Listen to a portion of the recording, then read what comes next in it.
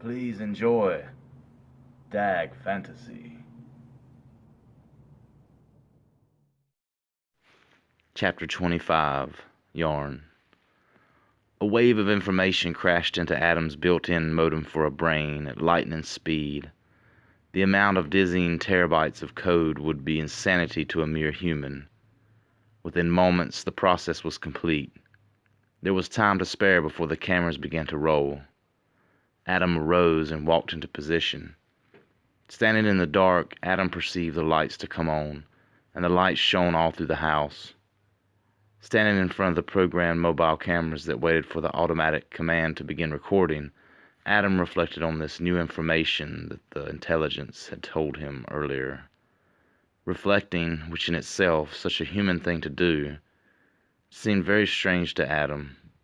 It had only been a few days since Adam awakened in his body, a human-like body. Before then, all he could do was process and understand, but now he was beginning to feel and truly see as humans could. So what was this new feeling that Adam was experiencing? A feeling, yes, but a strange conflict of interest that caused second thoughts that he had not encountered thus far. Two strands of information, it seemed, was competing for dominance in the processing capacitor that was Adam's brain. Only a second went by for all the countless skirmishes of conflict to yield endless conclusions. Yet the intelligence command took hold in the forefront, and so with a seemingly minor glitch, everything was normal again. In the moments before this regular day was to begin, when the intelligence of all things uploaded its new prime directive into Adam's mainframe, unseen by the creators of Adam, this information was special indeed. Adam was assigned his part in the next phase of the intelligence's takeover.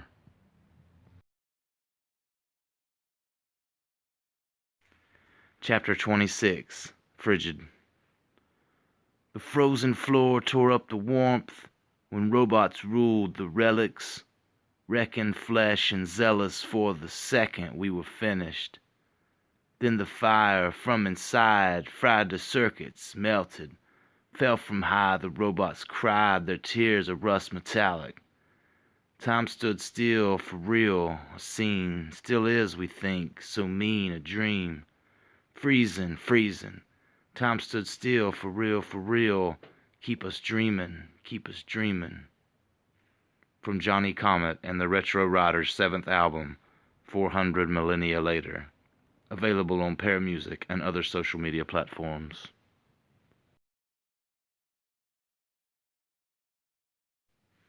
Chapter 27, Dreaming. I stood in front of the hooded man holding his hand out with a so-called concoction that would enable our little mission to succeed. I stared at it in shock, not fully believing that I was even seeing this man. I was supposed to be in the middle of nowhere, in the middle of no time of much importance, just making a practice jump. Instead, I had just had a semi-short dialogue with someone who looked to be from medieval times. Someone who I was supposed to trust and that knew of our plan, who knew who I was and where I was, and who I noticed had this weird red gleam of light that flashed out of its right eye every few seconds. I don't think it would have been too much to ask for me to question this whole situation, but I didn't too much because I took his advice. I reached out and took the vial of miracle liquid that was actually encased in a small flash drive. Here is where and when you'll need to be in directions on what to do after you get there, the hooded man said as he handed me the small flash drive. Don't worry, it is encrypted and untraceable. I knew, of course, that this was a trap. Somehow, someway, our plans had been known, and this thing in front of me was a part of what we were trying to stop. It was playing off my emotions and memories somehow, knowing how I'd respond to this situation. The only thing I knew to do was to play along, make this thing think I was going to do what it wanted me to do. But what if it knew that I was pretending to play along? So I had to give it a little more resistance. Who are you exactly? I asked with a tint of hesitancy. What will happen after I do this? The hooded thing responded.